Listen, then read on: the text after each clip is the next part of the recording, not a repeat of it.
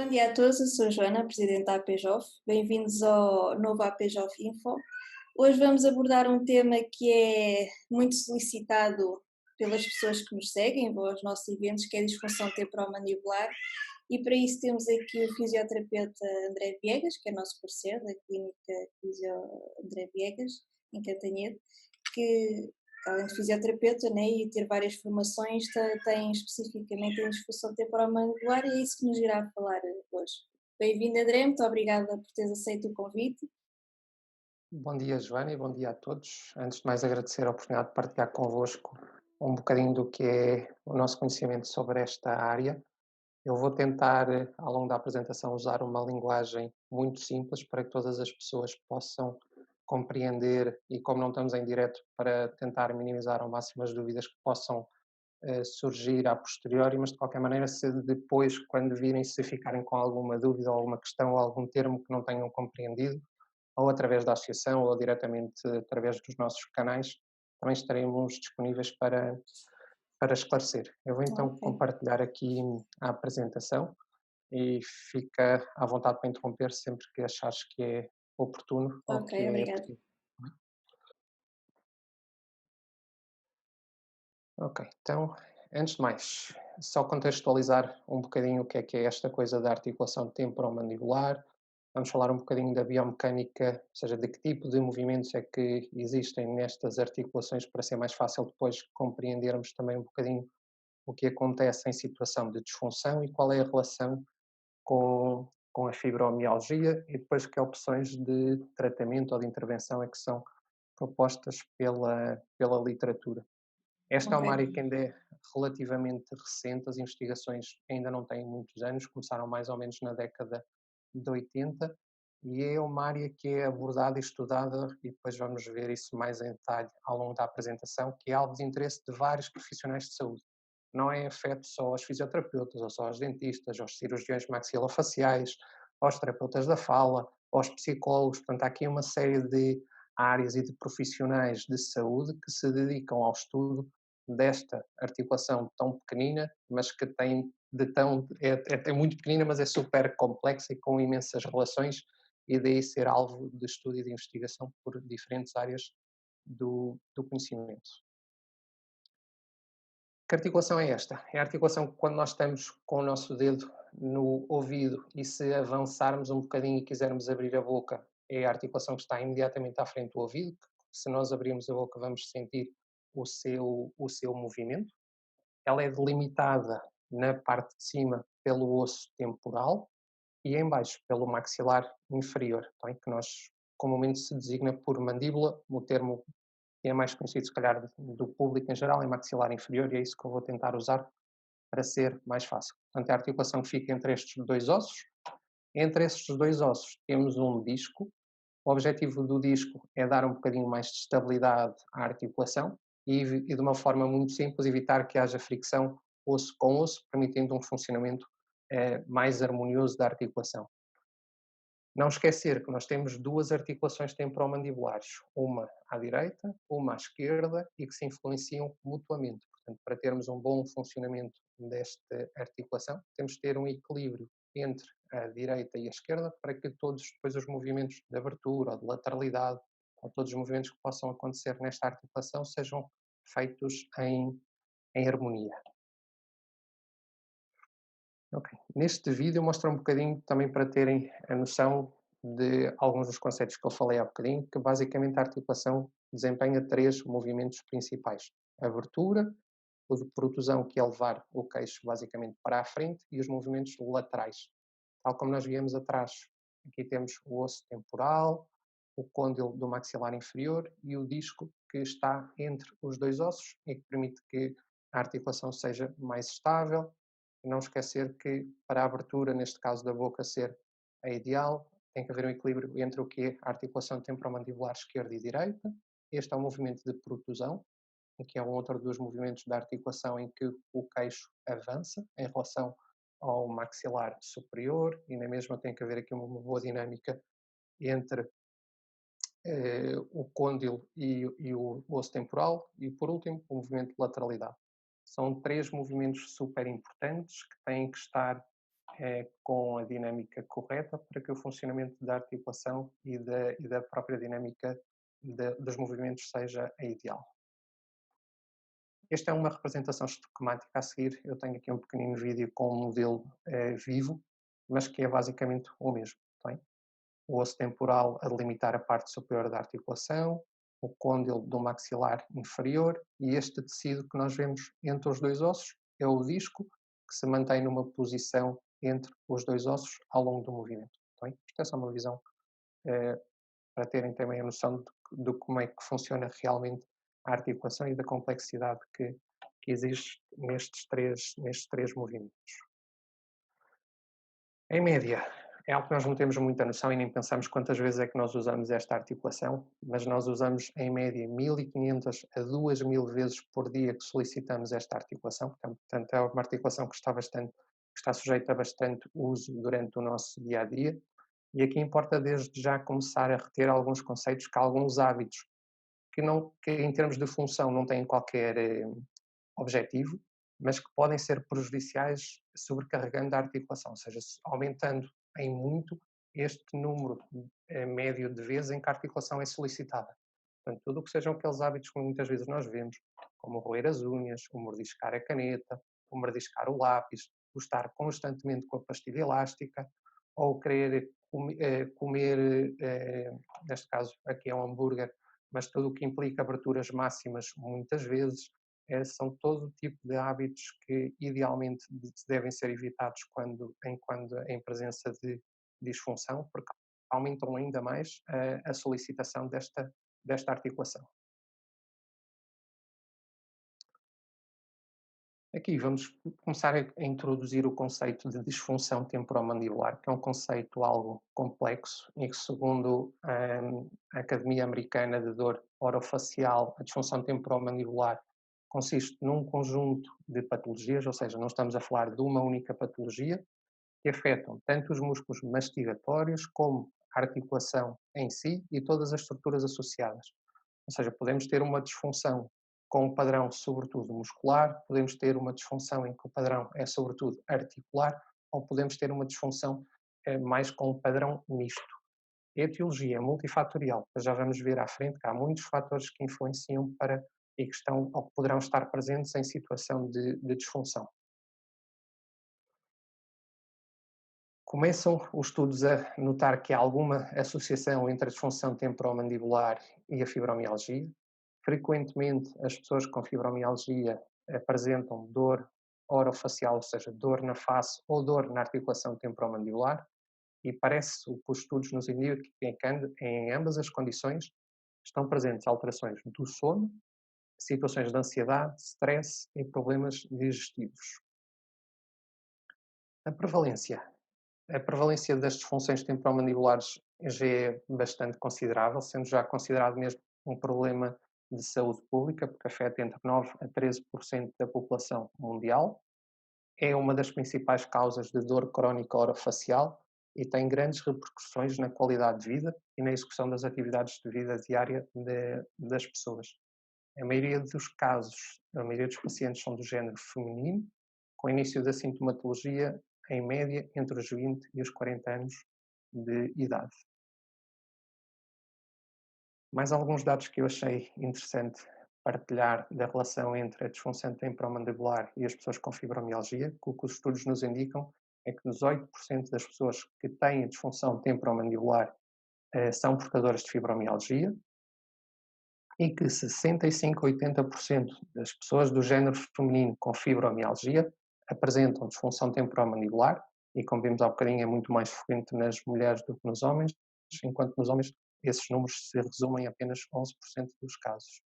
Na maioria destes pacientes, em 75% dos casos, o predomínio é a disfunção de origem muscular. Em termos de etiologia, como já tínhamos visto atrás, que é multifatorial, há aqui uma série de fatores que podem influenciar, desde o stress, a ansiedade, a depressão. Em muitas das situações também é por trauma, seja uma queda direta sobre o maxilar, seja um acidente de viação, má oclusão, ou seja, alterações no contacto entre os dentes que possa predispor a articulação a uma alteração do funcionamento ou de alguma das estruturas envolvidas, e hábitos parafuncionais, como aqueles hábitos que vimos há pouco, em que não têm nenhum objetivo específico, mas acabam por sobrecarregar e prejudicar o normal funcionamento das estruturas que estão à volta e da própria articulação temporomandibular. Sintomas muito variados, há imensos, isoladamente não nos dão ou não são suficientes para se estabelecer um diagnóstico. Normalmente, quando estão presentes em conjunto, são indicadores mais fortes de presença de disfunção. Entre os mais comuns referidos na literatura, dor de cabeça e dor cervical.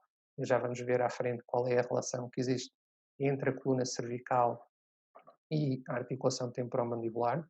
A dor no ouvido também é outra das queixas que é muito frequente e depois eu também já vou explicar o porquê disso acontecer e mesmo se aplica à dor nos dentes, o bruxismo, que as pessoas assumem ou associam ao ranger os dentes, mas aqui o conceito não deve ser entendido de uma forma tão reduzida como só o apertar os dentes uns contra os outros, porque pode haver bruxismo sem haver contacto dos dentes, ou seja, um movimento descontrolado do maxilar inferior por si só também já pode ser considerado como bruxismo. Ok. As alterações Pois, dos é que geralmente uso mesmo só o ranger dos dentes, não é? sim, Já, normalmente associamos é. muito só ao ranger, mas a pessoa pode ter movimentos descontrolados, por exemplo, durante a noite, em que o maxilar inferior está constantemente a mover-se, mas que não está em Uhum. contacto e daí pode não fazer o barulho, mas não deixa de estar Exato. a solicitar. Alterações dos contactos oclusais também são frequentes, normalmente também estão associadas a alterações posturais, o ruído articular, mais comumente chamado o clique, ou seja, o estalinho que nós ouvimos ao abrir ou ao fechar.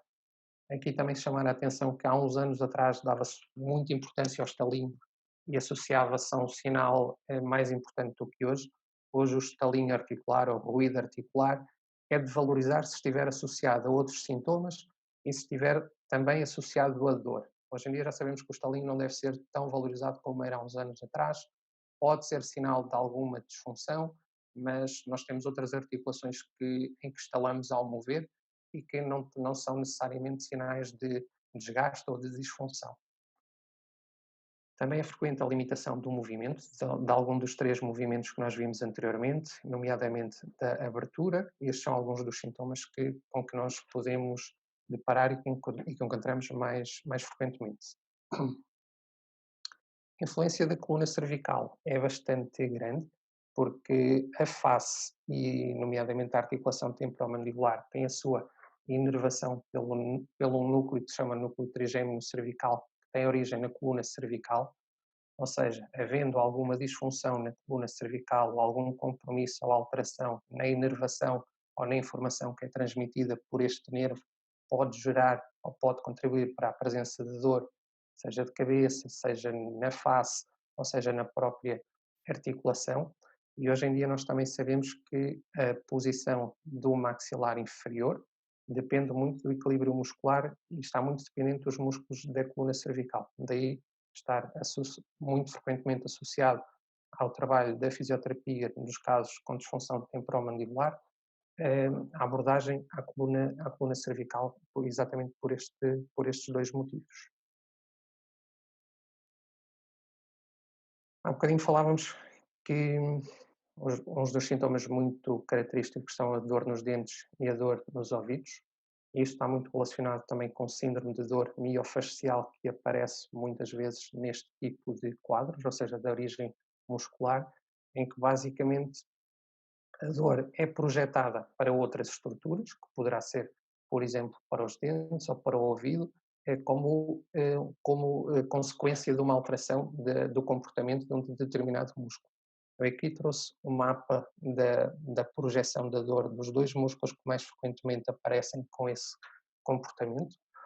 O músculo, o masseter, é este músculo que nós vemos aqui nesta imagem de baixo e que pode dar frequentemente dor projetada para o ouvido ou para o maxilar inferior ou para a zona acima da sobrancelha.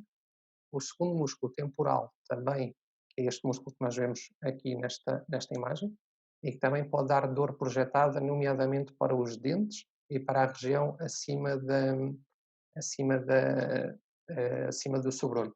Portanto, é muito frequente as pessoas com este tipo de quadros, alguns dos primeiros sintomas até serem a dor nos dentes, ou a dor no ouvido, e muitas vezes vão correr para o otorrino ou para o médico dentista e até se chega à conclusão que no ouvido em si não há alteração nenhuma e que no dente em si também poderá não haver alteração nenhuma, mas ser uma dor projetada, neste caso de dois dos músculos que são bastante frequentes em que isso aconteça, que são o masseter e o temporal. Faz sentido. Eu, por exemplo, no meu caso, fui primeiro ao otorrino, por isso Sim, mesmo. Doía muito sim. ouvir e tal, pronto, depois acabei por ir para a dentista e a partir da Muito, dentista comecei a tratar, mas sim.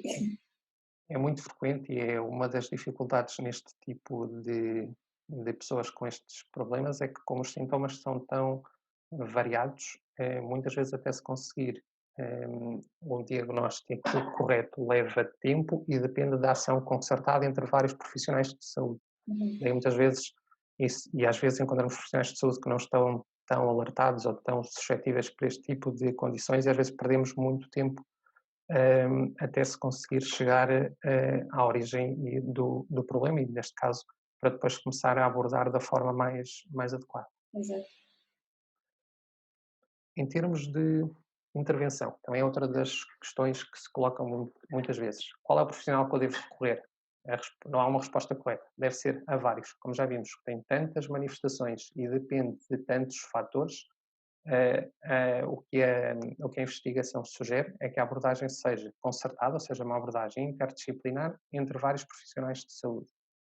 Entre, por exemplo, médico-dentista, psicólogo, cirurgião maxilofacial, fisioterapeuta, terapeuta da fala, entre outros também. Estes são alguns dos profissionais de saúde que podem ajudar, que podem ser necessários para uma abordagem mais completa e que dê melhores respostas a um quadro deste tipo.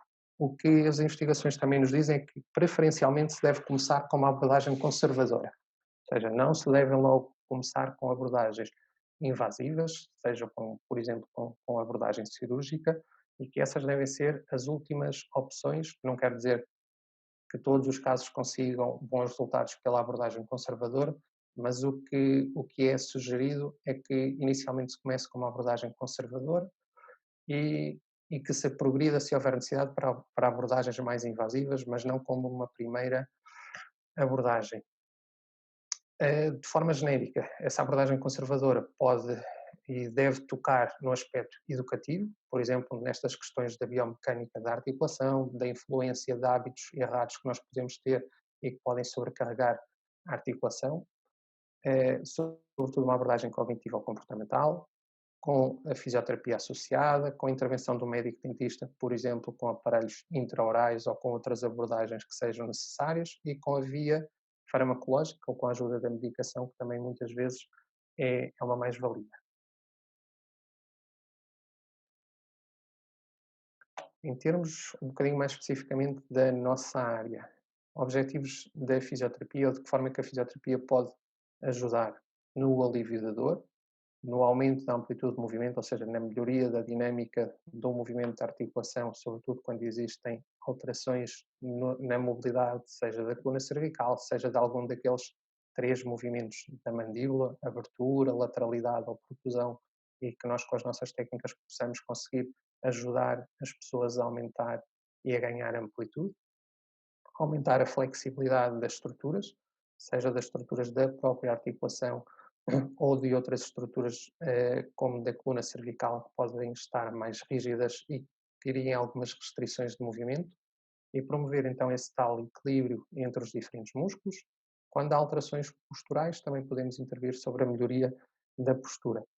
De que forma é que podemos fazer? Uma vez mais, a educação será a base principal da intervenção, a pessoa perceber um bocadinho destes conceitos que aqui temos vindo a falar do que é a disfunção e de que forma ela pode controlar e de que forma alguns hábitos que tem possam ser prejudiciais, com técnicas manuais, que podemos usar tanto para ganhar amplitude como para ganhar flexibilidade, também com técnicas que podemos utilizar para o alívio da dor. E depois eu tenho um videozinho que nós temos daqui, onde nós mostramos algumas dessas abordagens. A eletroterapia também poderá ser usada, sobretudo, no alívio da dor, e o exercício terapêutico, ou seja, exercícios específicos para tentar melhorar tanto a dinâmica do movimento articular como o próprio equilíbrio muscular. Estes são, eu diria que as grandes portas, as grandes abordagens que se podem ter em termos de fisioterapia para tentar melhorar o quadro com que as pessoas se apresentam e depois, claro, não esquecendo a intervenção que se poderá haver necessidade de fazer com cada um dos profissionais anteriormente identificados, logo se identifiquem que nessas áreas e nessas valências também existem fatores que estão alterados e que também precisem de ser trabalhados em simultâneo para que no seu todo a pessoa se sinta melhor e com mais qualidade de vida, que é, ao fim e ao cabo, o que importa. Na altura, desculpa, e na altura de recorrer ao fisioterapeuta, será melhor escolher um fisioterapeuta com uma formação na área? Ou acredito que vocês todos tiveram formação sobre isto, mas algum que tenha alguma formação mais específica? Sim, eu diria que isso é verdade tanto para o fisioterapeuta como para o médico dentista, que começa hoje em dia quase a ser uma subespecialidade dentro da medicina dentária, esta área da disfunção temporomandibular. Claro que nos cursos base temos alguns conceitos ou tocamos em algumas destas áreas, mas depois na formação pós-licenciatura ou pós-graduada acaba por haver pessoas que investem sempre um bocadinho mais em determinada área de interesse.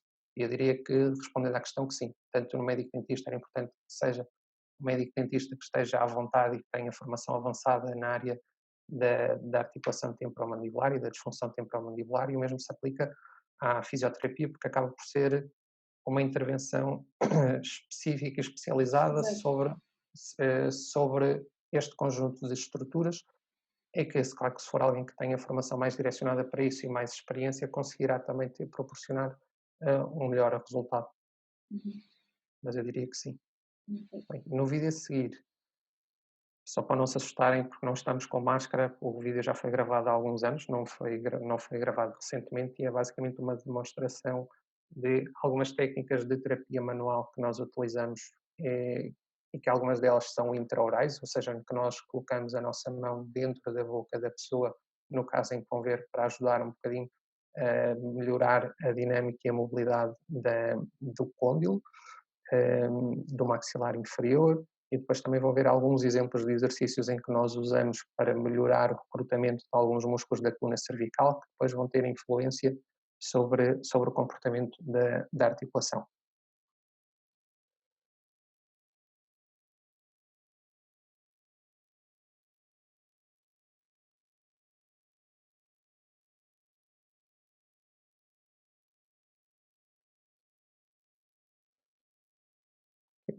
Basicamente, os três pilares que nós seguimos aqui em termos de intervenção, terapia manual, exercício e educação, é o nosso foco.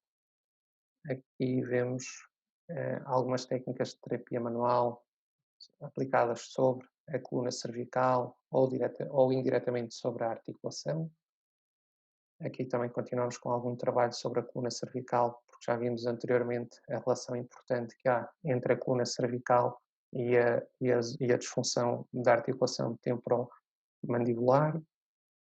E depois aqui por último temos alguns exercícios em que nós também fazemos para melhorar o recrutamento da musculatura da coluna cervical e da influência que isso depois vai ter com o comportamento da articulação.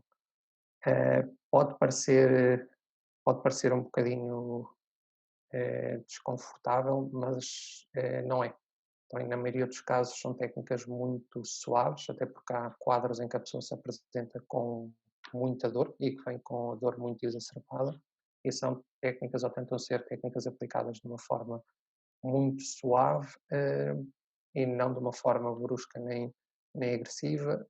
Há progressão em termos da aplicação das técnicas e os próprios exercícios, há progressão para que se comecem com exercícios de menor carga e de mais fácil execução, e depois se progridam para exercícios mais complexos. Normalmente, os exercícios que são trabalhados em sessão são recomendados para a pessoa continuar a fazer em casa, para que a pessoa também consiga assumir o controle sobre a sua própria condição e para a pessoa poder saber o que fazer para melhorar o comportamento e controlar de uma forma mais eficaz o comportamento dos seus sintomas e não estar tão dependente só da abordagem ou das intervenções que o profissional de saúde possa aplicar. Em termos de recomendações genéricas, que mensagens que eu gostaria de deixar?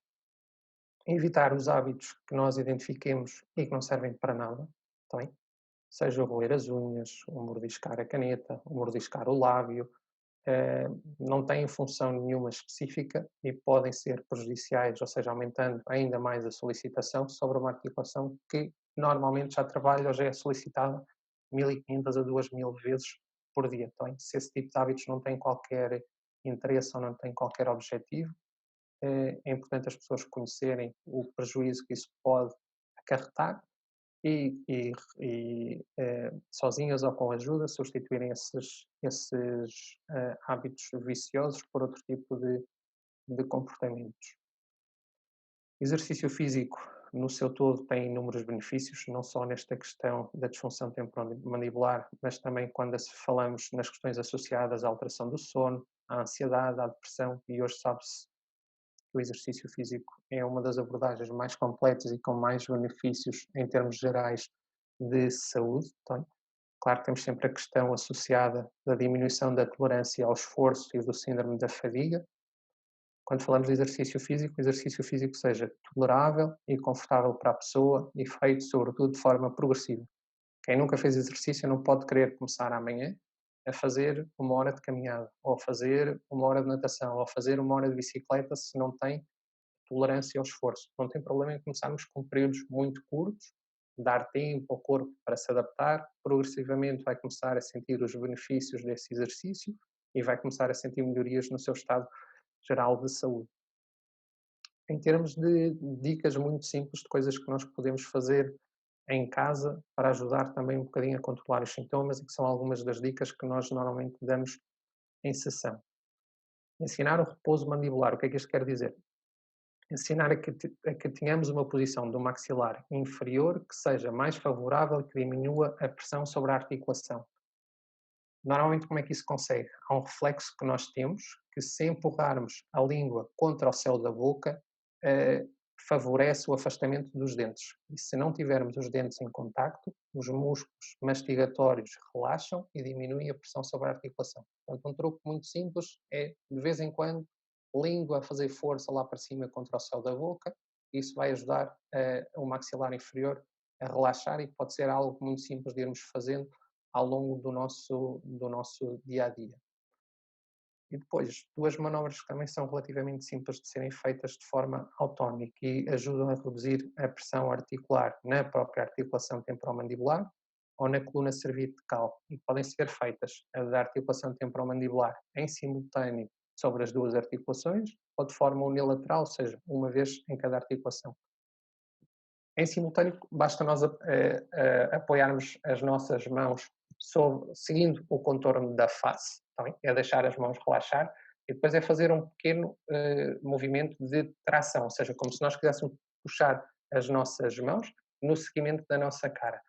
Feito de forma suave, nós vamos sentir quase que um afastamento e uma abertura na zona do ouvido e vamos ajudar a reduzir a pressão da articulação. Normalmente o que nós aconselhamos é manter essa tensão durante 6 segundos, relaxar e podemos ir fazendo também várias vezes ao longo do dia.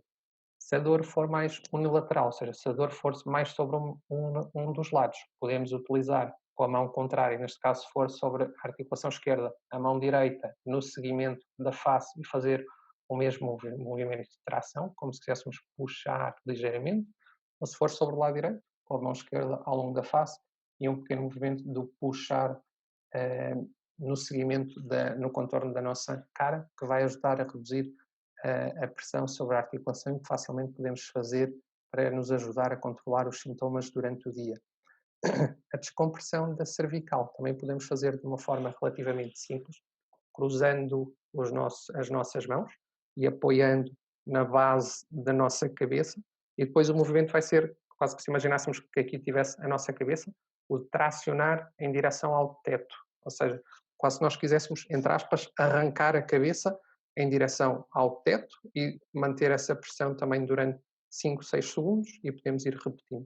Tá bem? E são 2 manobras que podemos fazer muito facilmente, que nos ajudam a diminuir a tensão sobre a região cervical e sobre a articulação temporomandibular, aliado ao truque do repouso mandibular, ou seja, de empurrar a língua contra o céu da boca para ajudar o maxilar e a própria articulação a estarem numa situação mais favorável.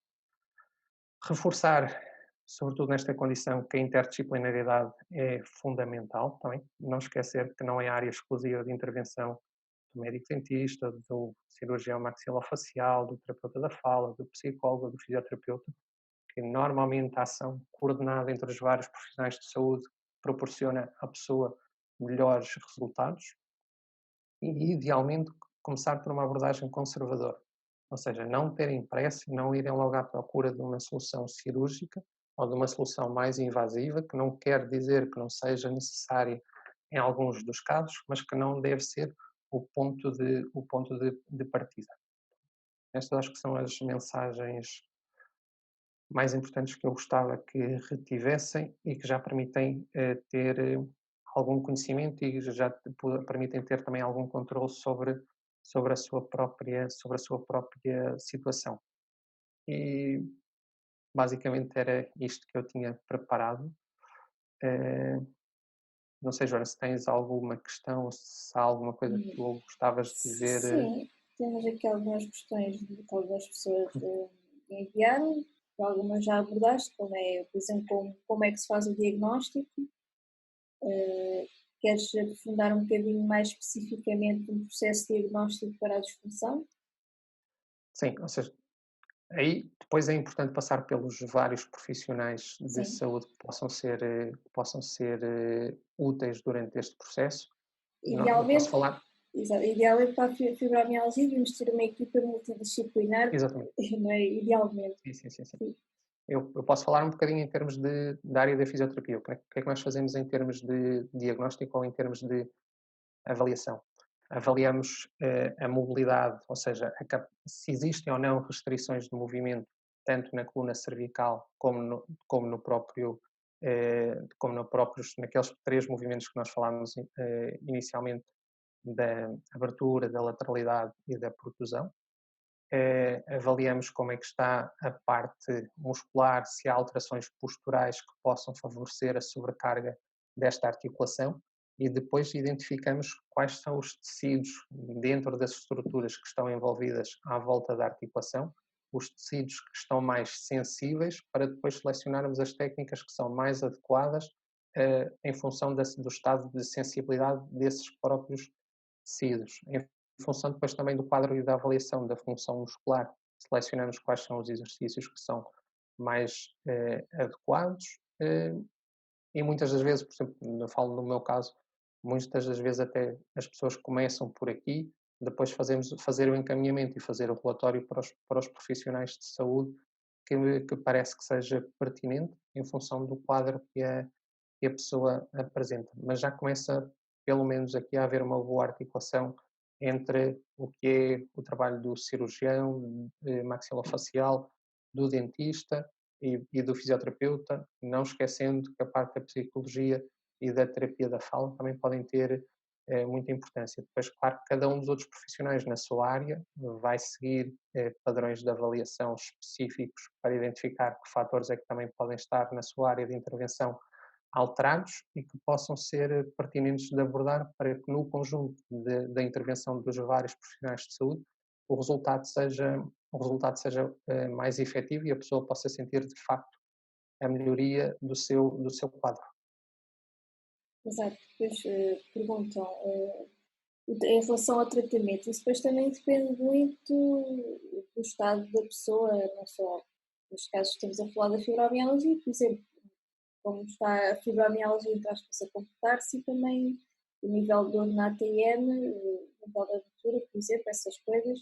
Há Sim, quem utilize muito as goteiras, assim sim, se chama, sim, certo? Eu, por sim, exemplo, sim, utilizei e recomendo imenso antes de sim, as ir para. goteiras ou sim, ou outro tipo de aparelhos intraorais, essa pode ser uma abordagem do médico dentista e daí ser Uhum. importante haver esse trabalho coordenado. É difícil dizer que há uma receita para um Para quadro que todos, pode ter claro. apresentações tão diferentes e daí ser importante passar pelos vários e, se possível, ter o apoio dos vários profissionais para tentar que os resultados sejam o melhor possíveis. Mas, em termos gerais, o que está amplamente descrito é, idealmente, começar por abordagens conservadoras.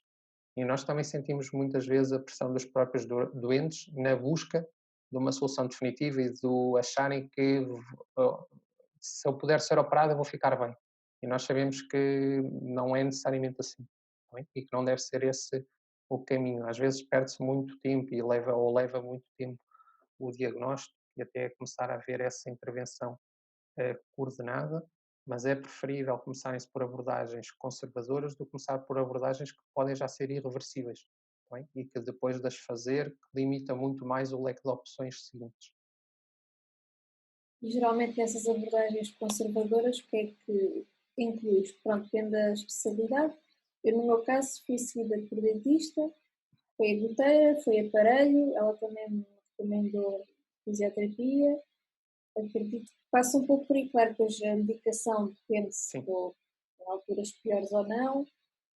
Pronto, vai um pouco por aí, não é? Até sim, sim, partirmos sim. para, Sim, para antes, outras antes, coisas. sim, antes, antes de partirmos para outro tipo de procedimentos eh, injetáveis na própria articulação ou de próprias intervenções cirúrgicas mais ou menos invasivas, sim, esse caminho que tu falaste é o que é mais frequente e é o que é recomendado para uma fase inicial. E depois lá está, surge a pergunta se a cirurgia é a melhor opção. Talvez esta pergunta surge porque a dor é tão forte que queremos Sim, uma solução rápida, não é? sim, sim, sim. Ah, Daí eu dizer que não quer dizer que nunca seja necessário, mas não deve ser a primeira abordagem. Tá bem? Normalmente eu percebo isso e nós encontramos muitas vezes pessoas com um nível de incapacidade associado à disfunção muito grande, com grandes dificuldades, por exemplo, em abrir a boca. E se pensarmos que se não conseguimos abrir a boca, coisas tão simples como falar ou comer podem ficar limitadas, e a pessoa começa a ficar desesperada e quer realmente uma solução que seja imediata. Mas o que a investigação nos diz, e não esquecendo que existe uma doença de base, a fibromialgia, que não devemos começar por esse tipo de abordagens, a menos que seja realmente a única e a opção mais indicada. Mas, idealmente, começar com abordagens conservadoras que possam ser reversíveis e que se possa progredir do mais simples para o mais complexo, se houver necessidade disso. exato. Mas também perceber que mesmo essas intervenções, tanto da fisioterapia como da medicina dentária, os resultados não são imediatos. Tá bem? Pois, não são, mas vale Sim, a pena. Eu, pelo sim, menos, falando do meu caso, tive melhorias significativas, só mesmo da goteira. Só sim, dessa coisinha, utilizava para dormir e só daí tive imensas melhorias, porque o aparelho também me ajudou, claro, agora estou muito bem comparado com o que estava. E não foi sim. preciso cirurgias, nem nada disso. E acho que temos que ir por essas abordagens, sim. Depois lá E está, disse sim, sim, diz. é dizer, como é um síndrome multifatorial, ou seja, como temos aqui uma série de fatores que contribuem para, às vezes, se só tivermos a tocar num deles, isso não vai ser suficiente para produzir uma melhoria significativa da dor ou da função. E daí ser tão importante ter a ajuda dos vários profissionais de saúde que se possam dar uma resposta mais especializada em cada um desses, para no seu todo, a intervenção no seu todo, poder proporcionar uma melhoria significativa da qualidade de vida das pessoas. Exato. Então, e que especialista se deve correr? Isso, lá está, é um pouco complicado porque ou vai-se primeiro ao otorrino porque dói os ouvidos, e depois também depende do profissional se ele está sensibilizado para este tipo de problemática, não é? Pronto, Sim, esse normalmente é o caminho das trevas que muitas vezes se perde tempo, porque às vezes não há sensibilidade de fazer o acompanhamento ideal. Claro que se dói os ouvidos, é natural que a pessoa recorra ao otorrino, mas se se percebe que da parte dos ouvidos está tudo bem, se dói o dente e não é, ou que poderá não ser um problema do dente, caindo já num consultório do dentista, eu acho que já é mais fácil, se não é do dente, tentar perceber o que é. Caindo Uhum. num espaço de fisioterapia, também acho que é relativamente simples de nós fazermos essa triagem e de percebermos que está envolvida uma disfunção na articulação temporomandibular. E eu falo, por exemplo, pelo meu caso, todas as pessoas que vêm nesse quadro e que não tenham passado pelo menos pelo médico dentista, a primeira coisa que eu faço é encaminhar logo para o médico dentista, porque eu também sei que os meus resultados em termos de fisioterapia, os resultados que nós possamos ter em termos de fisioterapia, vão depender da intervenção de outros profissionais. E também não adianta estarmos a dizer à pessoa que a fisioterapia por si só vai resolver o problema ou vai melhorar significativamente o problema se estiverem presentes outras alterações que dependem da intervenção de outros profissionais e que vão condicionar o resultado que a fisioterapia e a mais-valia que a fisioterapia poderá ter. Exato. Outra questão é se o calor ou o frio influenciam os sintomas.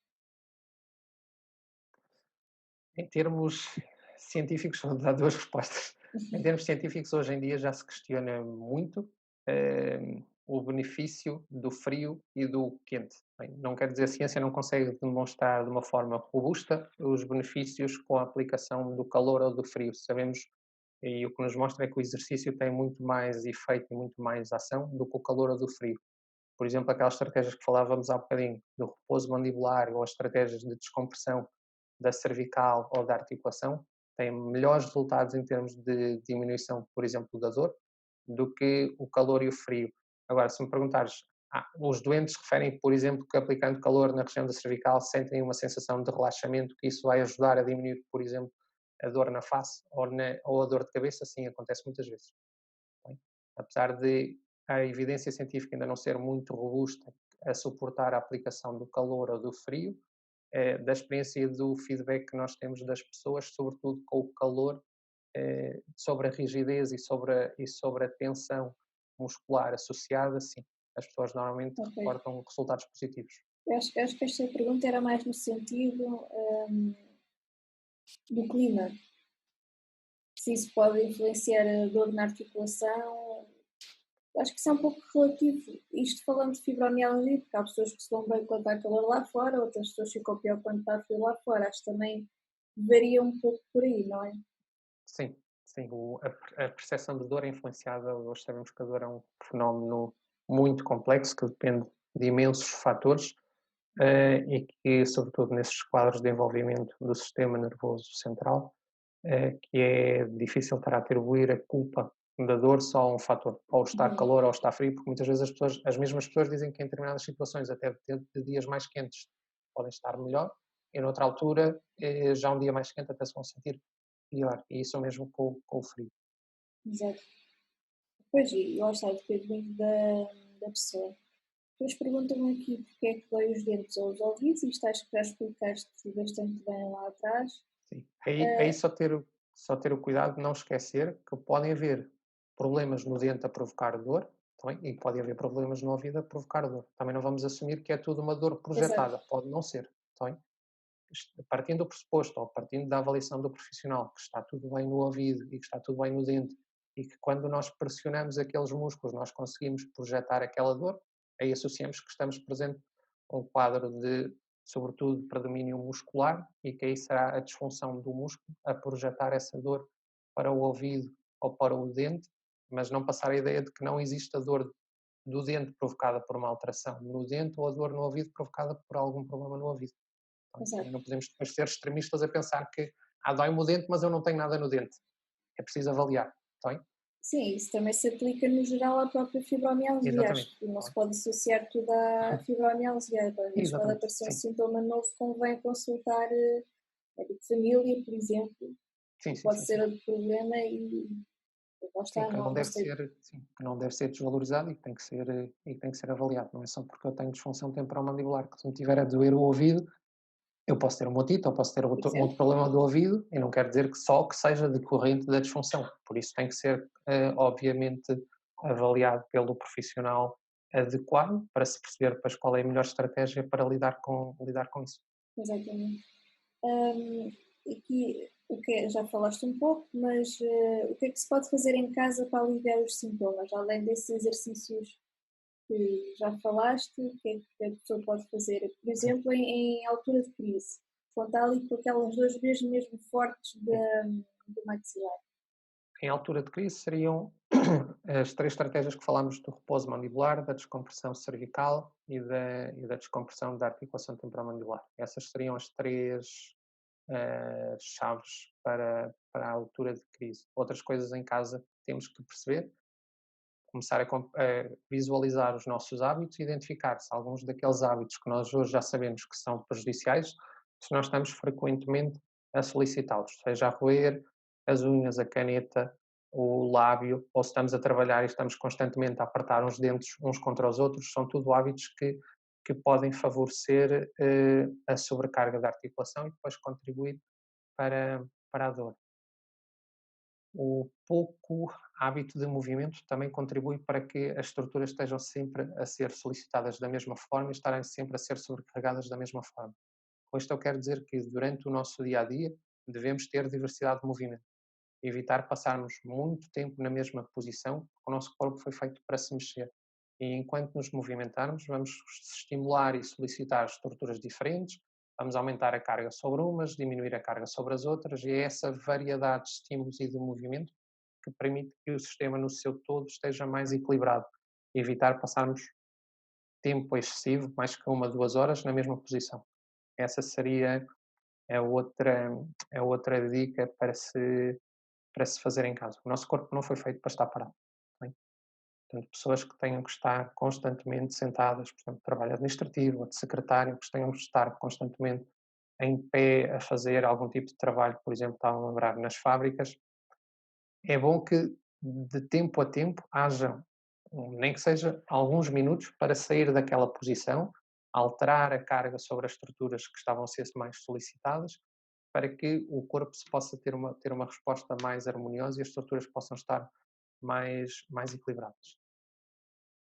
Ok.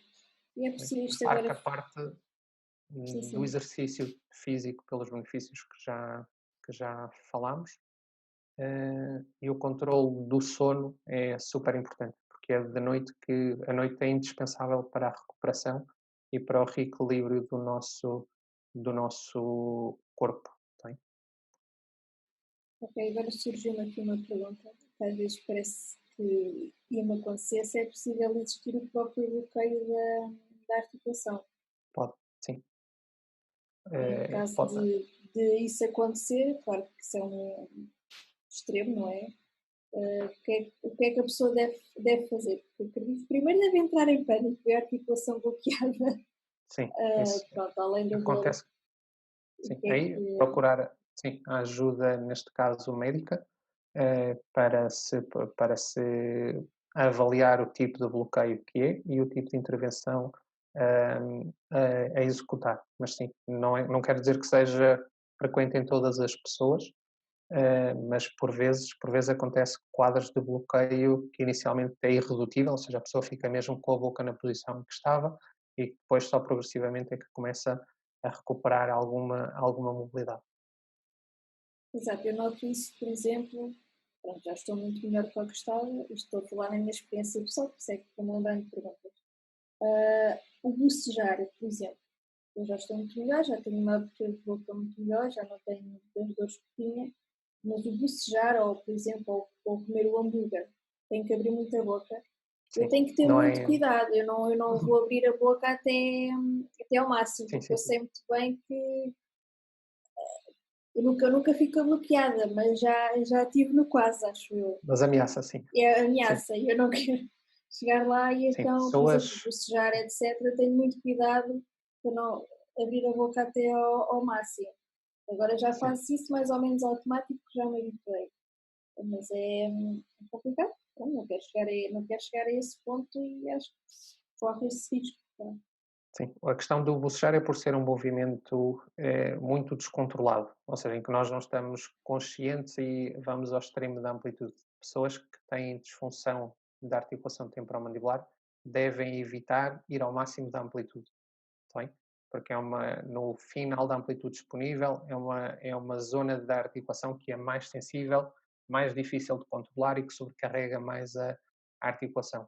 Daí aquela imagem do comer o hambúrguer à dentada ou a comer peças de fruta à dentada não é recomendável. Não é? Idealmente partir, por exemplo, se for a fruta, em porções mais pequenas e mesmo nos alimentos evitar aberturas máximas para não sobrecarregar e não colocar em tanto stress a articulação e que possa provocar depois algum tipo de sintoma mais complexo ou alguma sensação menos agradável. Mas sim, essa seria outra mensagem importante. Não quer dizer que não vamos abrir a boca, mas vamos abrir a boca dentro das amplitudes que são normais e sem ir ao extremo. Para qualquer amplitude ou para qualquer articulação, o final da amplitude não é agradável. Por exemplo, se eu quiser levantar o braço e estiver meia hora com o braço cá em cima e eu não tenho nenhum problema no ombro, vai-me começar a doer o ombro. Se eu já tiver algum problema no ombro e quiser constantemente estar a solicitar aquele final da amplitude sem ter feito nada antes, se calhar também não vai ser muito agradável para a articulação. E para a articulação temporomandibular é exatamente o mesmo. Vamos Esse usar bloqueio surge porquê? pode ser por vários fatores. Naquele vídeo que nós víamos do modelo vivo, do disco que deve estar entre os dois ossos, um dos fatores, ou uma das sequelas que pode acontecer é a luxação do disco. Ou seja, e depois haver um bloqueio porque o disco deixa de estar posicionado na posição correta e na posição em que a articulação funciona bem e alterar o seu funcionamento e ele ficar preso numa das zonas da articulação e depois provocar esse bloqueio. Pode ser um dos fatores. Okay? Mas como para qualquer outra articulação e sobretudo em presença de disfunção, utilizar a amplitude média, a amplitude que seja confortável e não estarmos a solicitar a articulação em situações que a obriguem a um esforço excessivo com a abertura máxima. E o que é mais frequente normalmente no nosso dia a dia, sei lá, comer maçãs ou comer peras, idealmente partir em porções menores. Essa situação dos hambúrgueres também, idealmente, partir em porções menores para não obrigar a aberturas tão exageradas da boca. Exato. Ok, André, não sei se quer, isto foi para as perguntas que surgiram, não sei se queres deixar mais alguma recomendação ou algum ponto que queiras esclarecer. Assim, eu acho que neste slide resumimos o que eu acho que são as mensagens mais importantes e agora também com esta recomendação da limitação ou do condicionamento do final da amplitude da abertura da boca, acho que passamos as notas que me parecem mais relevantes, mas também depois, no caso de surgirem ou das pessoas que assistirem terem alguma outra questão que gostassem de ver esclarecidas, ou através de vocês ou diretamente connosco, estaremos disponíveis também para tentar esclarecer. Ok, obrigada. Nós também temos protocolo com a vossa clínica em Cantanhede, certo? Certo? Os descontos variam conforme as especialidades, e tens desde fisioterapia, preparação para o parto, massagens de bebés, pilates clínico, nutrição, psicologia, terapia da fala, a própria fisioterapia, não é? Enfim, tens aqui uma panóplia de Sim. especialidades na clínica e pronto, quem quiser e for nosso sócio poderá para vocês, e depois lá está o desconto, depois depende do que solicitam. Mas tem aqui uma panóplia de grande coisas na clínica do André e ele é especialista em formação na disfunção da articulação. Também já conhece, está habituado a lidar com a fibromialgia, portanto tem essa sensibilidade extra que muita gente diz que os fisioterapeutas não têm, que essa sensibilidade à dor e à própria fibromialgia assim, e assim.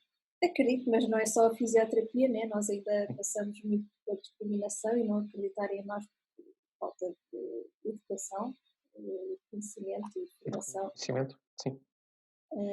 Portanto, é um processo longo, mas já há bons profissionais de saúde e é isso que temos que clarificar, que é a sugestão. Sim. E quanto mais se falar, e vocês também têm tido um papel muito ativo nisso, na transmissão do conhecimento e da informação sobre a doença, a mais pessoas vai chegar essa mensagem e cada vez melhor tratados e melhor reconhecidos vão ser as pessoas que têm esse problema. Por isso é que eu dizia há bocadinho, quando falavas da especialização na área da fisioterapia, que é importante e que são tudo técnicas muito suaves.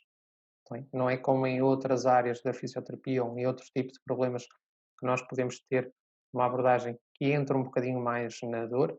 Neste tipo de situações tentamos que seja, são técnicas muito sensíveis, muito suaves, para para tentar não aumentar ainda mais o nível de dor que já existe, sobretudo nos casos em que a pessoa já vem com um nível de sensitização muito elevado.